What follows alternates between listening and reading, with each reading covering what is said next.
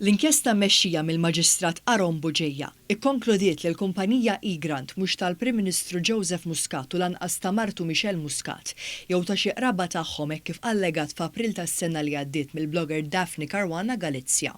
L-inkjesta xejnet ukoll l-allegazzjoni li saret fl-istess jum li Mart il-Prim Ministru kienet irċivit $1 miljun Amerikan minn kumpanija ta' bint il-President tal-Ażerbajġan fil-kumpanija Egrant.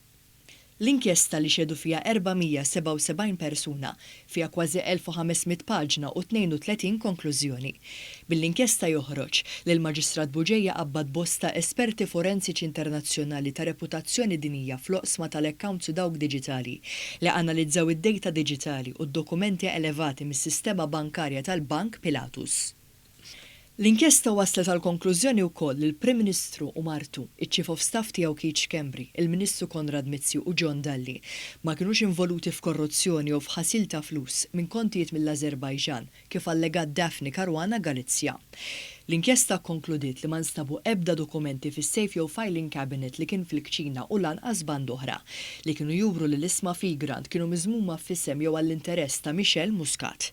L-inkjesta stabbilit li l-uniċi dikjarazzjonijiet li riżultaw lill-inkjesta ġew iddepożitati minn Pierre Portelli li meta ġew analizzati għal darba tnejn minn esperti forensiċi barranin, ir-riżulta li kienu folozz. Ir-riżulta li l-firem fuqhom meta mqabblin mal-firem ġenwini ma kinux jaqblu.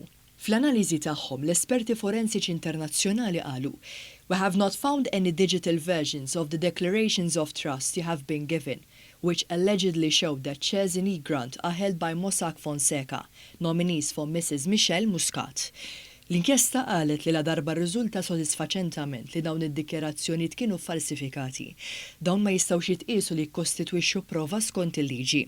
Fil-fatt, l-esperti jikkonkludu li ma sabu xejn li juru li Mart il-Prim Ministru Michelle Muscat kellha x'taqsam ma' Egrant kemm personalment jew permezz tal-kumpaniji li seta' kellha.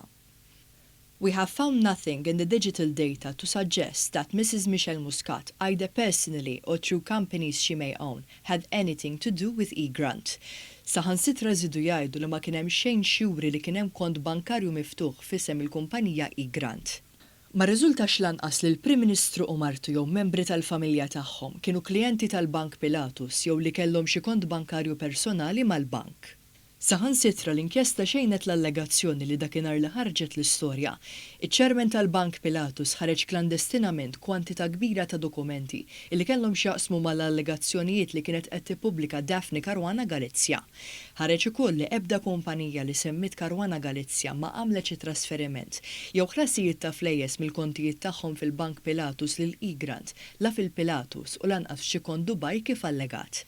Fil-konklużjoni l-oħra tal-inkjesta, il-Maġistrat jgħid li Caruana Galizia ridet temmen dak li tajt li qaltilha Maria Efimova u saħansitra ddefendiet dak li qalet minkejja li x-xhieda ta' Efimova u ta' Caruana Galizia u ta' Pierre Portelli ma qablux ma' xulxin u f'ċertu dettalji huma bil-maqlub ta' xulxin.